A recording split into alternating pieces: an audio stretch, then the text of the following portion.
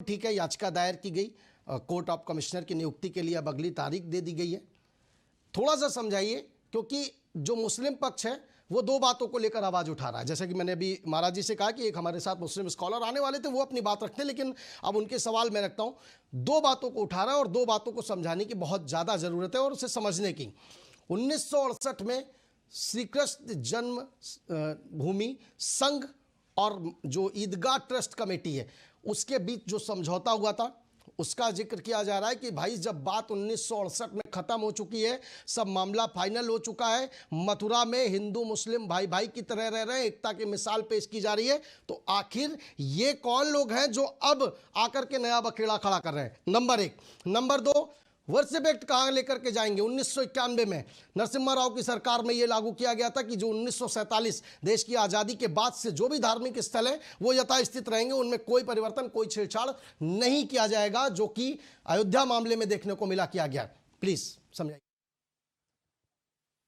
जी, आप जिस 1968 के समझौते की बात कर रहे हैं वो मुकदमा प्रारंभ हुआ था सन 1951 में। 1951 में ये मुकदमा जो तत्कालीन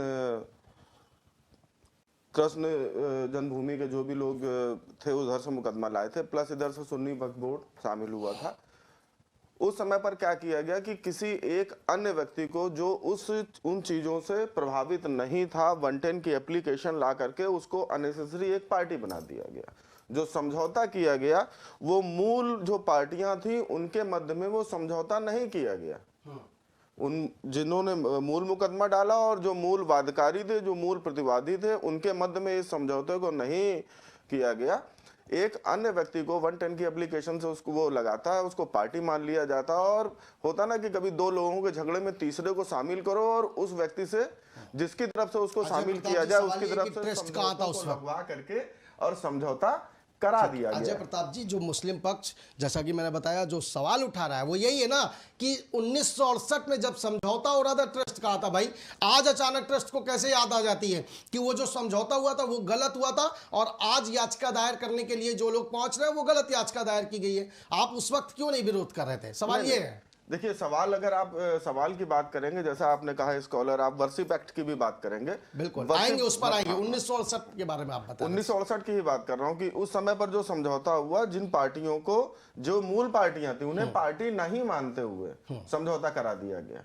ठीक है, तो पहले तो उनके लिए एक संघर्ष का विषय यही हो गया कि हम इस मुद्दे पर मुकदमा ला सकते थे या हम मूल पार्टी थे, उनके लिए यही एक संघर्ष हो गया। नया मुकदमा लाना या उस मुकदमे की अपील करना उनके लिए बाद का विषय हो गया। उनको जब पार्टी ही नहीं माना जा रहा था, किसी अन्य व्यक्ति को खड़ा करके और समझौता भी उसी से कराया जा रहा है, तो चीजें वहां पर अलग हो चुकी थी, इसलिए वो चीजें पेंडिंग पड़ी रही। आज उनको लगा, या कानूनों को देखते हुए, या और उन्होंने जब अपने अधिवक्ताओं से राय ली, ऐसा कोई विशेष समय नहीं हो गया है 68 से, और ऐसा कोई विशेष समय नहीं हो गया, बीच में कुछ ना कुछ चलता ही रहा बराबर। और आज अगर ये एप्लीकेशन इस जगह पर आ गई है, अभी भी जो निर्णय हुआ है वो कोई गलत नहीं हुआ है। इस निर्णय से, इस आदेश से, ये भी निर्णय नहीं है, इसको निर्णय कह देना ये एक पार्ट है, शुरुआत है ये। ठीक है, और इस निर्णय से ऐसा नहीं है कि वहां पर मंदिर का निर्माण होने जा रहा है। ये केवल एक जांच की प्रक्रिया, कमीशन है। अभी तो वहां जांच होगी, हो सकता है कि जैसा कहा जा रहा है वैसा नहीं निकले।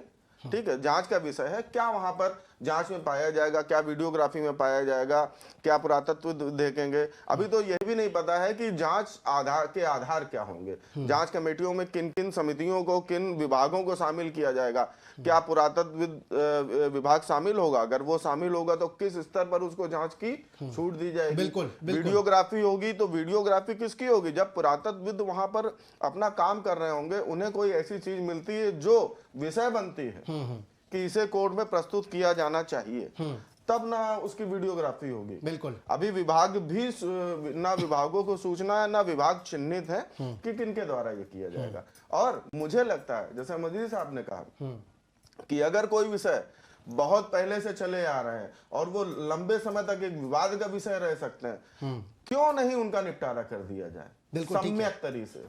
अगर मैं उनकी बात से पूर्णतः सहमत हूं मोदी जी की कि अगर आज उन चीजों पे चर्चा हो रही है, और देखिए, जब कभी कभी अच्छी चर्चाएं हो रही होती हैं तो बहुत सारे लोग जो उस पे अनर्गल प्रलाप करते हैं, यकीन मानिए उन्हें उस विषय में पता ही नहीं होता। ठीक है।